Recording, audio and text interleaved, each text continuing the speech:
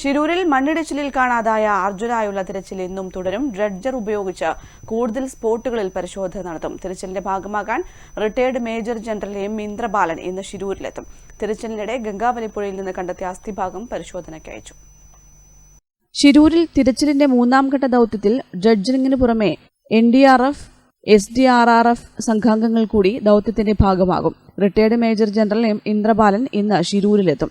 GPS സംവിധാനം വഴി നേരത്തെ കണ്ടെത്തിയ സ്പോട്ടുകളിൽ കൂടുതൽ സാധ്യതയുള്ള മേഖല കണ്ടെത്താനുള്ള ശ്രമമായിരിക്കും ഇന്ന് നടക്കുന്നത്. തുടർന്ന് ആ മേഖല കേന്ദ്രീകരിച്ചാണ് ഇന്നത്തെ തിരച്ചിൽ തുടരുക. അതേസമയം ഇന്നലെ ഗംഗാവലിപ്പുഴയിൽ നിന്ന് കിട്ടിയ അസ്ഥി പരിശോധനയ്ക്കായി FSL ലാബിലേക്ക് മാറ്റിയിട്ടുണ്ട്. ഇത് മനുഷ്യന്റെ അസ്ഥിയാണെങ്കിൽ ഇന്ന് ഉച്ചയോടെ തന്നെ സ്ഥിരീകരണം കിട്ടും. അങ്ങനെയെങ്കിൽ ഇത് DNA പരിശോധനയ്ക്ക് അയക്കും. നേരത്തെ തന്നെ കാണാതായ ആളുകളുടെ ബന്ധുക്കളിൽ നിന്ന് DNA സാമ്പിളുകൾ ശേഖരിച്ചിരുന്നു. ഇന്നത്തെ ദൌത്യത്തിന് ഉത്തര കന്നഡ SP നാരായണ നേതൃത്വം നൽകും. News desk, Kannur vision.